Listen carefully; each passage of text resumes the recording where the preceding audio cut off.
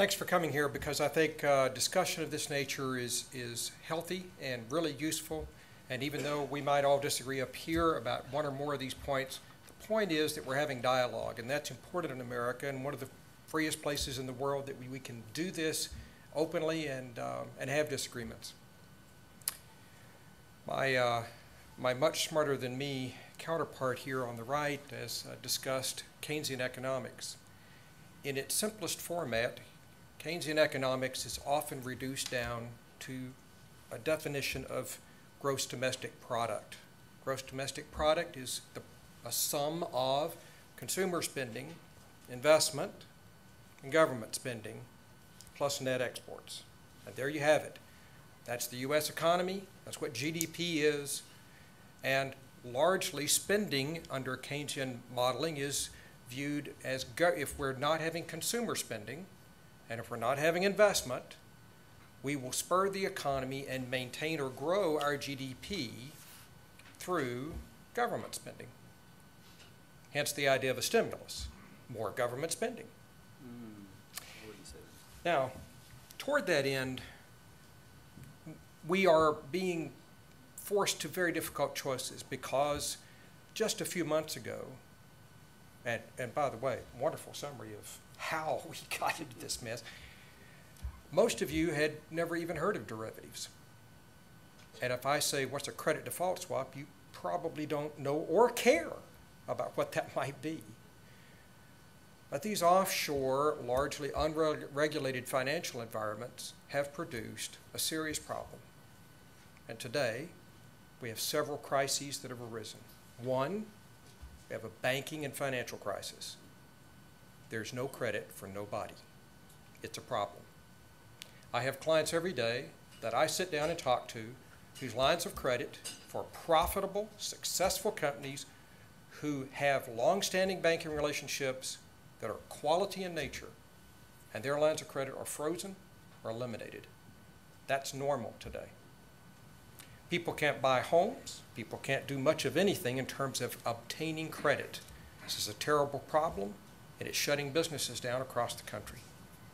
If you can't buy inventory, if you can't get a loan, you can't buy inventory. If you can't buy inventory, you can't sell the inventory. If you can't sell the inventory, pretty soon you shut your doors. There's other crises going on, though, and we have lots of reasons how we got here. A lack of regulation in some environments, and frankly, greed, bizarre things that went on, and some of the stories that you read are shocking. If we're not going to do the stimulus package, if spending is not the way to restore stability to this economy, what are the reasonable alternatives being tendered in the marketplace of ideas? And there is one. We will reduce taxes. I love that argument. I'm a tax lawyer, by golly. Now I'm going to make a confession. I was born in 1952. Yes, Noah was my friend. 1952 is a good year, and do you know what the highest income tax rate was in 1952? 91%. You could pay 91 cents on the dollar to the federal government for the privilege of living in America and earning your keep. Over time, this is reduced down. It eventually reduced down into the 70s. It was about 70%. Eventually, it dropped down to 50%. And in the Reagan administration, we had a reduction down to the 30s, in the 30s. Today, we have a 35% rate. If we have a 35% rate today, and it's a lower rate than it has been historically, how is it that we're in the terrible problem? If reducing taxes is the answer, how'd we get here? Because we've got the lowest rates essentially since the Depression. Not likely.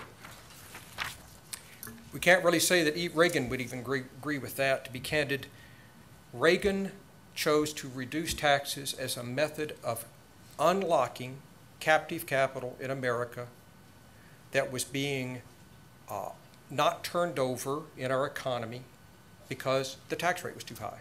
So he reduced capital gains in particular, inverted the corporate and individual tax rate structure, and by doing that, created incentives for people to do more and be more. Tax revenue collection went up during the Reagan administration, but it was a bigger pie. a bigger pie, even at reduced rates, generated more dollars. It was a brilliant identification of the problem and finding the solution. I challenge any of you here today to say you know that the problem in America today is that our capital is captive. That's not the problem. Everybody's worried about, do we have any capital this week, or did it evaporate? America has always required leadership of its folks, and I think this is no different a time. We have to lead by doing something. We're doing the best we can right now. I think the way to do it is to spend some money.